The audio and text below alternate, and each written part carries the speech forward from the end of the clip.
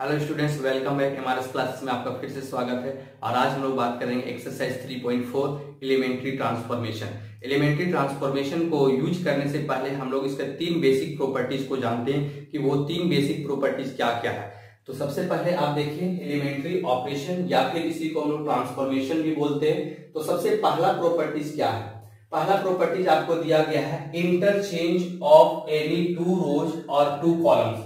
तो सबसे पहली बात कि आप एक्सरसाइज 3.4 को अगर सिंप्लीफाई कीजिएगा तो आपके पास दो रास्ते मिलेंगे। पहला रास्ता क्या है कि आप उसे by using row transformation simplify कर सकते या फिर बाय यूजिंग कॉलम ऑपरेशन। लेकिन याद रहे, आप कोई भी एक क्वेश्चन को अगर हल करते हैं तो रो और कॉलम दोनों ऑपरेशन को एक साथ यूज नहीं कर सकते। आपको किसी एक ऑपरेशन का ही यूज करना है। अगर रो ऑपरेशन यूज कर रहे हैं तो टोटली उस क्वेश्चन को सिंप्लीफाई करने के लिए आपको रो ऑपरेशन का ही यूज करना है।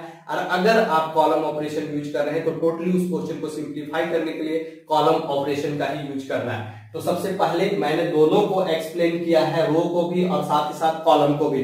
हमको लगा कि एक साथ कर देने से ज्यादा बेटर होगा, इसीलिए। तो चलिए सबसे पहले बात करते हैं। पहला प्रॉपर्टी क्या बोलता है? Interchange of any two rows और टू कॉलम। ये क्या बोलता है? तो एक एग्जांपल लेते हैं, उसके बाद समझते हैं। मान लेते हैं मेरे पास एक मैट्रिसेस है, उसके अंदर एलिमेंट है, मान लेते हैं 2, -3, 5, 1, 7, 9, 2, 7, 6। इस तरह से कोई मैट्रिसेस दिया हुआ है। हमको करना क्या है? मान लेते हैं यहां पर हम यूज कर रहे हैं सिर्फ रो ऑपरेशन का, उसके बाद हम लोग कॉलम ऑपरेशन को देखते हैं। तो अगर हम रो ऑपरेशन का यूज कर रहे हैं तो ध्यान से देखना है। हाँ, एक बात और कि जो भी मैट्रिसेस होगा वो आपका स्क्वायर मैट्रिक्स होना चाहिए। स्क्वायर मैट्रिक्स नहीं होगा, एलिमेंट्री ट्रांसफॉर्मेशन का यूज नहीं कर सकते। तो चलिए सबसे पहले हम लोग एलिमेंट्री रो ट्रांसफॉर्मेशन का बात करें तो सबसे पहले चेक कीजिए कि इसके अंदर कितना रो है। तो टोटल नंबर ऑफ रोज जो देख रहे हैं वो आपके अंदर यहां पर दिया हुआ है 3 रो। तो आप रो ट्रांसफॉर्मेशन का यूज कर रहे हैं तो कैसे? तो देखिए, अगर आप चाह रहे हैं R1 R2 के पास चला जाए या फिर R2 R3 के पास या R3 R1 के पास, तो इसके लिए करना क्या है? मान लिया जाए हम चाहते हैं कि R1 R2 के पास आ जाए, R2 R1 के पास चला जाए। तो इसके लिए करना क्या है? आपको लिखना है कि R1 कहां चेंज आएगा? R1 में। किसके साथ इंटरचेंज करना चाहते हैं? R2 के साथ। तो यहां पर क्या लिखेगा कि R1 टेंस टू R2। तो देखिए यहां क्या हुआ कि R1 जो है वो कहां चला जाएगा?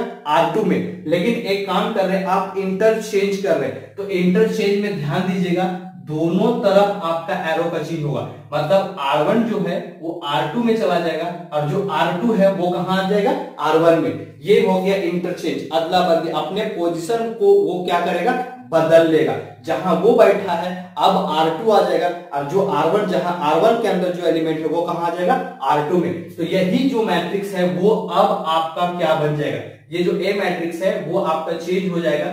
जो R2 में है वो कहां आ जाएगा? R1 में। तो यह हो जाएगा 1, 7 और 9। और जो R1 में वो कहां चला जाएगा? R2 में। ये हो जाएगा -2, -3 और 5। और ध्यान दीजिएगा R3 में आपने कुछ भी नहीं किया है, तो R3 जैसा है वो वैसे ही रहेगा। 2, 7 और क्या हो जाएगा? 6। तो ये हो गया आपका पहला प्रॉपर्टी। आप चाहें तो इस R1 को R3 के साथ भी इंटरचेंज कर सकते हैं। तो यहां लिखिएगा R1 इंटरचेंज R3, या फिर चाहे तो R2 को R3 के साथ कर सकते हैं। तो R2 इंटरचेंज R3। ठीक है। अगर सेम आप रो ऑपरेशन का यूज नहीं कर रहे, आप चाहते हैं कि क्या यूज करें? कॉलम ऑपरेशन का यूज करें, तो उस केस में क्या कीजिएगा? तो जब कॉलम ऑपरेशन का यूज कीजिएगा तो ध्यान दीजिएगा कि यहां पर किस कॉलम को किसके साथ इंटरचेंज करना चाहते हैं। मान लिया जाए इस कॉलम 1 को हम चाहते हैं कॉलम 3 के साथ चेंज करें, तो आप क्या लिखिएगा कि कॉलम 1 को हम इंटरचेंज कर रहे हैं किसके साथ? तो कॉलम 3 के साथ। तो जो कॉलम 1 में है वो 3 में आ जाएगा और जो कॉलम 3 में है वो कहां आ जाएगा? कॉलम 1 में। तो आपका जो मैट्रिसेस है वो अब क्या बन जाएगा? 5, 9, 6। क्योंकि कॉलम 2 में कोई चेंजिंग नहीं है तो आपका हो जाएगा -3, 7, 7, यहां हो जाएगा 2, 1 और क्या हो जाएगा? 2। तो C1 जो था वो C3 में चला गया और C3 था वो कहां आ गया? C1 में आ गया। तो ये पहला प्रॉपर्टीज था। चलिए नेक्स्ट बात करते हैं सेकेंड प्रॉपर्टीज का, कि सेकेंड प्रॉपर्टीज आपका क्या बोलता है। तो सेकेंड प्रॉपर्टी बोलता है multiplication of the elements of any row और column by a non zero number. इसका कहने का मतलब है कि अगर आपके पास कोई एक मैट्रिसेस है, मान लेते 1 2 3 4 5 6 7 8 और 9, आपके पास कोई भी मैट्रिसेस है, आप किसी भी रो या किसी भी कॉलम में कोई भी नॉन जीरो नंबर मल्टीप्लाई कर सकते। ध्यान रखिएगा, नॉन जीरो नंबर का मतलब होता है कि जीरो को छोड़ देना है, जीरो को इंक्लूड नहीं करना है। अगर कोई भी रो या कॉलम में अगर आप जीरो से मल्टीप्लाई कीजिएगा वो टोटली जीरो हो जाएगा, इसलिए जीरो का यूज नहीं करना। कोई भी नंबर को ले सकते हैं, चाहे वो फ्रैक्शन में हो, पॉजिटिव हो, चाहे वो नेगेटिव हो, कुछ भी ले सकते हैं, लेकिन याद रहे सिर्फ जीरो नहीं होना चाहिए। तो मान लेते हैं कि इस R1 में हम चाहते हैं 2 मल्टीप्लाई करें, तो हम इसके लिए क्या कर सकते हैं? तो कुछ नहीं करना है, आप काम जहां कीजिएगा सबसे पहले उसको लिख दीजिए। कहां मल्टीप्लाई करना चाहते हैं? तो आप R1 में मल्टीप्लाई चाहते हैं तो R1 लिख दिए। अगर आप चाहते हैं कि हम R2 में मल्टीप्लाई करना, तो पहले आप R2 लिखिएगा। यहां तक क्लियर? तो R1 में अगर मल्टीप्लाई करना चाहते R1 लिख दिए, उसके बाद एरो का चिन्ह ध्यान दीजिएगा। नेक्स्ट जो चीज आप यहां लिखे सेम चीज आपको यहां पर भी लिखना है। अगर R2 में काम करते तो यहां भी R2, R3 में काम करते तो यहां भी R3। अब आप क्या करना चाहते हैं? तो R1 में हम चाहते हैं 2 मल्टीप्लाई करना, तो यहां पर आप क्या लिखिएगा? इंटू 2। यहां तक क्लियर हो गया? अगर आप 1/2 चाहते तो 1/2, -3 चाहते तो -3 लिखते। अब ये जो मैट्रिसेस है वो अब आपका क्या बन जाएगा? ध्यान दीजिए, R1 में मल्टीप्लाई करने का मतलब है टोटल सबके साथ करना है। ध्यान दीजिए, वो मैट्रिक्स में क्या होता था कि अगर कोई एक के साथ अगर आप 2 मल्टीप्लाई करते तो सारे एलिमेंट के साथ करते थे, लेकिन यहां पर ध्यान दीजिएगा R1 में आप मल्टीप्लाई कर रहे 2, तो सिर्फ R1 में कीजिएगा और कहीं भी नहीं करना है। तो R1 में कर रहे हैं तो यहाँ 1 था तो ये क्या हो जाएगा 2, यहाँ क्या हो जाएगा 4 और यहाँ क्या हो जाएगा 6। R2 और R3 में कोई चेंजिंग नहीं आएगा, यहाँ हो जाएगा 4 5 6 7 8 और 9। ये चीज को ध्यान दीजिएगा। अगर आप 1/2 मल्टीप्लाई करते तो यहाँ हो जाता 1/2 1 और क्या हो जाता 3/2। सेम प्रोसेस अगर आप कॉलम में चाहते हैं 2 मल्टीप्लाई करना तो यहाँ हो जाएगा 2, यहाँ हो जाएगा 8 और यहाँ क्या हो जाएगा 14। तो जिस रो या जिस कॉलम में काम करना चाहते हैं तो सिर्फ उसी रो या उसी कॉलम के साथ मल्टीप्लाई होगा, बाकी अनदर जो एलिमेंट्स होगा वो जैसा है उसी के अनुसार उतर जाएगा। चलिए लास्ट प्रॉपर्टी का बात करते हैं। लास्ट प्रॉपर्टी क्या बोलता है? Addition to the elements of any row और column the corresponding elements of any other row or column multiplied by any non-zero number। इसका कहने का मतलब क्या है कि अगर आप किसी भी रो या किसी भी कॉलम में कुछ भी अगर आप मल्टीप्लाई करते हैं तो उसी के कोरस्पॉन्डिंग दूसरे रो या दूसरे कॉलम के साथ उसे आप जोड़ भी सकते हैं। तो ध्यान दीजिए, जैसे कि मान लिया जाए कि जोड़ भी सकते हैं और साथ ही साथ घटा भी सकते हैं, ये चीज को याद रखिएगा। तो जैसे मान लिया जाए कि यहाँ पर हम चाहते हैं कि 0 आ जाए, थोड़ा देर के लिए मान लेते हैं हम यहाँ क्या चाहते हैं कि 0 आ जाए, इसको 0 करना है। तो कैसे? तो काम कहां करेंगे आप? R2 में, क्योंकि यहां पर हमको 0 बनाना है तो काम कहां कर रहे हैं? R2 में। तो आप यहां पर क्या लिखिएगा? R2, फिर एरो का चिन्ह। देखिए अभी हमने बताया कि जो जहां पर जैसा काम कर रहे हैं सेम चीज यहां उतरेगा। तो R2 में काम कर रहे हैं तो यहां भी आपको क्या लिखना है? R2।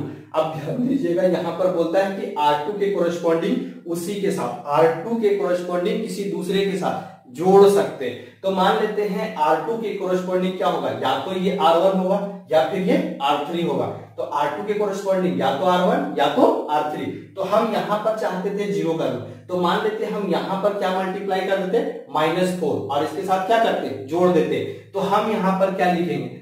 R2 प्लस -4 आप मल्टीप्लाई कर रहे हैं किसके साथ? R1 के साथ। ये चीज क्लियर हो गया। अगर मान लिया जाए हम चाहते हैं R3 को 0 बनाना, तो हम यहां पर क्या लिखते? R3, फिर यहां भी क्या होता? R3। अब यहां पर 7 है तो मान लेते हैं यहां पर हम -7 मल्टीप्लाई करते और इसके साथ क्या करते? जोड़ देते, तो आपका रिजल्ट मिल जाता है। तो देखिए R2 के कोरस्पॉन्डिंग क्या हो गया? R1, R3 भी हो सकता है, ठीक है। तो यहां पर देखते हैं कि ये जो मैट्रिसेस है वो अब क्या बनेगा। तो देखिए काम सिर्फ कर रहे हैं R2 में, R1 और R3 में कुछ नहीं होगा, सिर्फ चेंज कहां आया? R2 में चेंज आएगा। तो आप R1 को लिख लीजिए 1 2 और ये क्या हो जाएगा 3। अब देखिए R2 का वैल्यू जो है वो कितना है, R2 का वैल्यू है 4, फिर क्या है प्लस प्लस यहाँ पर क्या है -4 इंटू R1 का वैल्यू कितना 1, तो यहाँ रिजल्ट क्या आ जाएगा 0। फिर सेम प्रोसेस टोटल में इसी तरह से काम करना है, तो फिर R2 का वैल्यू नेक्स्ट क्या है 5 है। अब फिर इसी के कोरोस्पोंडिंग प्लस -4 इंटू R1, इसके कोरोस्पोंडिंग R1 का वैल्यू क्या हो जाएगा 2, तो यहाँ -8 और +3, यहाँ क्या हो जाएगा -3। चलिए नेक्स्ट सेम प्रोसेस R2 का वैल्यू क्या हो जाएगा 6, R2 का वैल्यू 6, फिर प्लस यहाँ पर क्या है -4 इंटू इसके कोरोस्पोंडिंग R1 का वैल्यू क्या हो जाएगा 3 हो जाएगा, तो -12 + 6 रिजल्ट क्या आ जाएगा आपका -6। क्योंकि R3 में कुछ नहीं कर रहे तो आप लिख दीजिएगा 7, 8 और 9। क्लियर हो गया। अगर आप यही सेम प्रोसेस अगर कॉलम के साथ करना चाहते हैं तो कॉलम ऑपरेशन भी यूज कर सकते हैं। तो यहां तक हमने देखा ये 3 प्रॉपर्टीज क्लियर हो गया। आई होप कि आपको ये चीज अच्छे से समझ में आ गया होगा। अब हम लोग ज्यादा इसको समझने के लिए कुछ क्वेश्चन को कर लेते हैं एक्सरसाइज 3.4, तो उससे हमको ज्यादा समझ में आएगा। तो सबसे पहले हम लोग लिखिए, हेडिंग लीजिए एक्सरसाइज 3.4। हम लोग जितना हो सके उतना इस वीडियो में क्वेश्चन को सिंप्लीफाई करेंगे। तो सबसे पहले हम लोग फर्स्ट क्वेश्चन को लेते हैं। पहला क्वेश्चन क्या बोलता है, फर्स्ट क्वेश्चन एक्सरसाइज 3.4 का है। पहला क्वेश्चन दिया हुआ है, लेट मान लेते हैं ए कोई मैट्रिसेस है और दिया हुआ 1 2 -1 और यहाँ क्या दिया हुआ 3। इसको कैसे ट्रांसफॉर्म करेंगे बाय यूजिंग एलिमेंट्री ट्रांसफॉर्मेशन। तो देखिए सबसे पहले आप किस ऑपरेशन का यूज करना चाहते हैं, रो ऑपरेशन या कॉलम ऑपरेशन। अगर आप रो ऑपरेशन का, तो हम यहाँ पर सॉल्यूशन में हम बता रहे हैं, अगर हम रो ऑपरेशन लेंगे तो कैसे सिंप्लीफाई करेंगे। तो हम पहले यहां लिख देंगे by using elementary row transformation. आप रो ऑपरेशन यूज कर रहे हैं तो आप उसको लिख दीजिए कि आप रो का यूज करना चाहते हैं। अगर आप कॉलम ऑपरेशन का यूज करना चाहें लिख दीजिए कॉलम ऑपरेशन का यूज करना चाहते हैं। अगर आप रो ऑपरेशन का यूज करना चाहते हैं तो इसके लिए स्टेप क्या है, पहले आप लिखिएगा वी में राइट। हम लोग लिख सकते हैं, क्या लिख सकते हैं, A = I × A। इस प्रोसेस को हमेशा याद रखिएगा। अगर आप रो ऑपरेशन का यूज करते हैं तो आप लिखिएगा A = I × A। यहां पर A जो है ये गिवन मैट्रिक्स है और I जो है आपका आइडेंटिटी मैट्रिक्स होगा और इस A को आपको अंत तक लिखते जाना है। यहां पर जो आइडेंटिटी मैट्रिक्स बनेगा और ये जो A मैट्रिक्स होगा, इस A मैट्रिक्स को आइडेंटिटी में कन्वर्ट कर देंगे और ये आइडेंटिटी में जो चेंज आएगा वही मेरा A इनवर्स कहलाएगा। हम क्वेश्चन करेंगे, ज्यादा समझ में आएगा। अगर आप मान लेते हैं चाहें कि कॉलम ऑपरेशन का यूज करना, तो कॉलम ऑपरेशन में थोड़ा सा क्या चेंज होता है कि इस आइडेंटिटी को हम लोग सिर्फ इधर लिखते हैं। मतलब अगर आप कॉलम ऑपरेशन का यूज कीजिएगा तो आप लिखिएगा A = A × I। इस चीज को याद रखिएगा अगर आप कॉलम ऑपरेशन का यूज करेंगे तो हम लोग अभी फिलहाल रो ऑपरेशन का यूज कर रहे हैं, इसलिए लिखें A = I × A। तो आपका A जो गिवन मैट्रिक्स है वो क्या है, तो आप लिख दीजिए यहाँ पर है 1 2 -1 और 3 और इक्वल टू, ध्यान दीजिए ये कितना ऑर्डर का है, 2 ऑर्डर का है। तो आइडेंटिटी भी आपका 2 ऑर्डर का होगा, 1 0 0 और 1 और इनटू यहाँ क्या हो जाएगा A। यहां तक क्लियर हो गया। ध्यान दीजिए इस A को हमको आइडेंटिटी बनाना है और याद रखिए इसके लिए 3 जो प्रॉपर्टीज हमने देखा था उसी 3 प्रॉपर्टीज का यूज करना है। तो सबसे पहले याद रखिएगा कि जो प्रॉपर्टी इधर यूज करेंगे सेम इधर भी अप्लाई करना है। ऐसा नहीं कि इधर कर रहे हैं और इधर नहीं कर रहे हैं, दोनों तरफ सेम प्रॉपर्टी का यूज करना है। तो सबसे पहले आइडेंटिटी बनाने के लिए यहां पर होना चाहिए था 1, तो यहां पर तो पहले से 1 है, तो यहां पर कोई काम नहीं करेंगे। अगर यहां पर 1 नहीं होता तो पहले कोशिश करते हैं वहां 1 बनाने का। फिर नेक्स्ट बात करेंगे 1 के बाद यहां क्या करेंगे 0। मैं बताऊंगा कि कैसे। देखिए पहले आपको करना क्या, आइडेंटिटी बनाने के लिए अगर ऑर्डर 2 का पहले 1 बनाइएगा, फिर नेक्स्ट क्या बनाइएगा 0, उसके बाद फिर नीचे में यहां पर क्या बनाइएगा 1 और नेक्स्ट क्या बनाइए 0। इसका प्रोसेस इस तरह से आइएगा, पहले 1 से 0, फिर 0 से 1 बनाने की कोशिश कीजिएगा और फिर 1 से नेक्स्ट क्या कीजिएगा 0। इस प्रोसेस को हमेशा याद रखिएगा, पहले 1 फिर 0 फिर 0 फिर 1, उसके बाद फिर क्या कीजिएगा 0। तो सबसे पहले यहाँ 1 तो बना हुआ है, नेक्स्ट यहाँ पर क्या करना है 0। तो देखिएगा काम कहां करना है आपको, R2 में, तो आप यहां पर क्या लिखिएगा, सबसे पहले R2। और अभी थोड़ा देर पहले बताए थे कि अगर यहाँ R2 लिख रहे हैं तो यहाँ भी आपको क्या लिखना है, R2। अब देखिए इसको जीरो बनाना कितना आसान है। अगर जीरो बनाना तो हमेशा किसका यूज कीजिएगा, 1 का यूज कीजिएगा। जो एलिमेंट्स यहां दिया हुआ है उसी एलिमेंट्स को इसके साथ मल्टीप्लाई कर दीजिए। यहां पर 2 है तो यहां पर क्या मल्टीप्लाई कीजिएगा, 2। तो देखिएगा अगर 2 मल्टीप्लाई कीजिएगा यहां तो 2 हो जाएगा। अब उसको क्या करना था, जोड़ना था, जोड़ेंगे तो आपका रिजल्ट तो 4 हो जाएगा। तो आप क्या कीजिए, यहां पर अगर 2 है तो यहां पर आप -2 मल्टीप्लाई कर दीजिए, तो यहां पर क्या हो जाएगा प्लस। अगर आप -2 मल्टीप्लाई कीजिएगा कहां पर, R1 में, तो आपका जो रिजल्ट आएगा वो रिजल्ट क्या हो जाएगा, देखिएगा ये 1 और ये -1 ही रहेगा, क्योंकि काम सिर्फ आप R2 में कर रहे हैं तो चेंज R2 में आएगा। यहां क्या हो जाएगा 0। अब यहां ध्यान दीजिएगा R3 तो R2 का वैल्यू यहां पर कितना है 3, फिर प्लस -2 इंटू, अब इसके कोरोस्पॉन्डिंग R1 का वैल्यू कितना है -1, तो माइनस और माइनस क्या हो जाएगा प्लस, तो फाइनली ये हो जाएगा 3 और +2, तो रिजल्ट कितना आ जाएगा यहाँ पर 5। सेम प्रोसेस आपको यहाँ भी काम करना है, तो यहाँ R2 में काम करें, R1 में तो नहीं, यहाँ हो जाएगा 1 0, और यहाँ पर देखिए R2 का वैल्यू कितना 0, तो R2 का वैल्यू 0, फिर प्लस -2 इंटू, अब इसके कोरोस्पॉन्डिंग R1 को 1, तो रिजल्ट यहाँ कितना हो जाएगा -2। चलिए नेक्स्ट R2 का वैल्यू 1 और इसके साथ -2 कीजिएगा कोई फर्क नहीं पड़ेगा, यहाँ पर कितना हो जाएगा 1 हो जाएगा। चलिए यहाँ तक समझने में कोई दिक्कत नहीं है।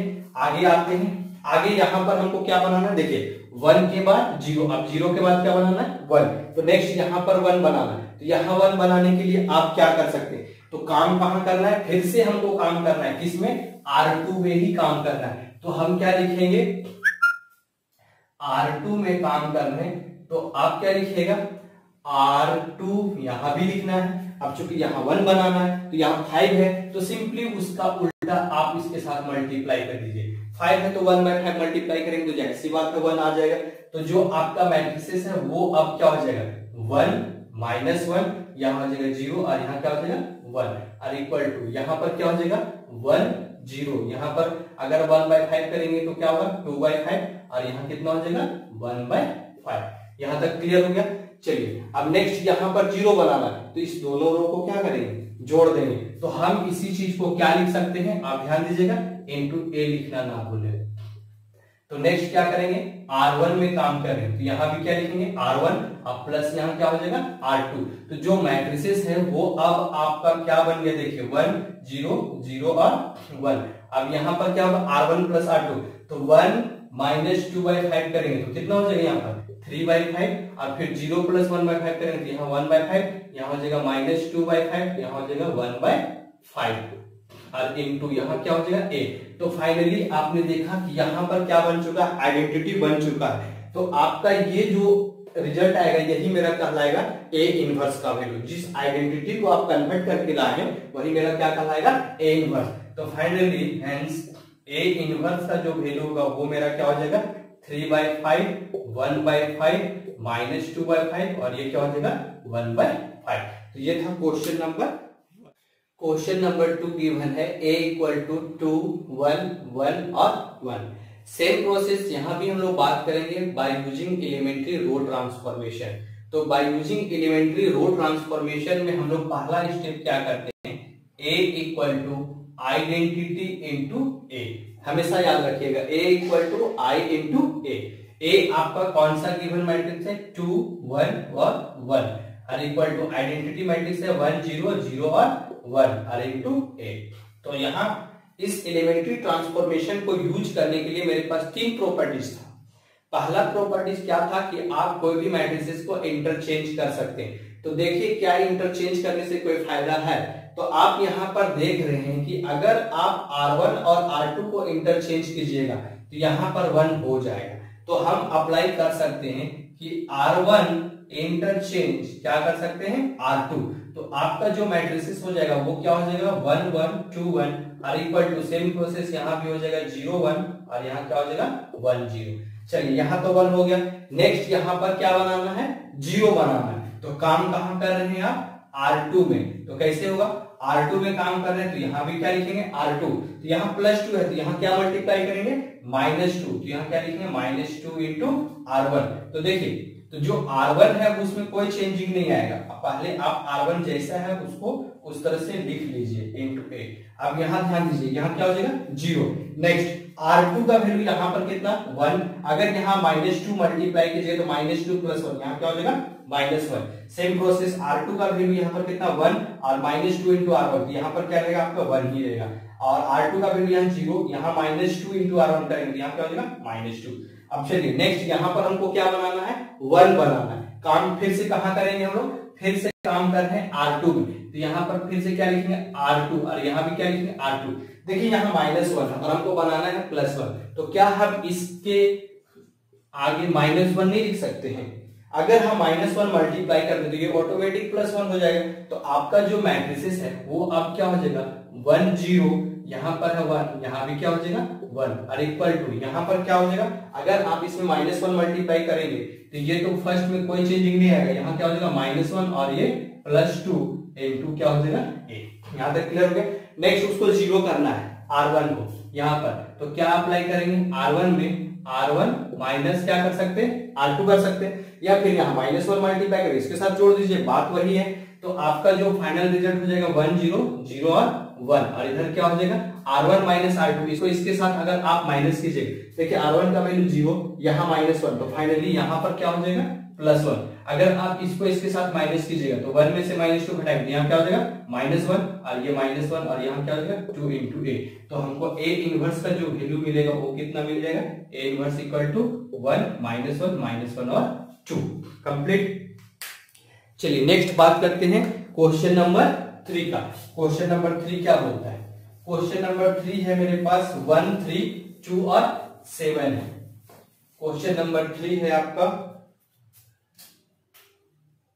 लेट A = यहां हो जाएगा आपका 1 2 3 और 7। सेम प्रोसेस यहां भी हम लोग यूज करेंगे एलिमेंट्री रो ट्रांसफॉर्मेशन का। तो यहां पर क्या हो जाएगा आपका A = आइडेंटिटी इनटू A आपका है 1 2 3 और 7, यहाँ आइडेंटिटी 1 0 0 1 और इनटू क्या हो जाएगा A हो जाएगा। तो सबसे पहले यहाँ 1 तो है, कोई दिक्कत नहीं, यहाँ 0 बनाना, तो क्या लिखेंगे R2 में क्या ऑपरेशन करेंगे, R2 में आपको करना है यहाँ -2 मल्टीप्लाई कर देंगे R1 में, तो यहाँ अपने आप 0 हो जाएगा 1 3, यहाँ क्या हो जाएगा 1 0 और इनटू A, यहाँ रिजल्ट कितना आएगा 0।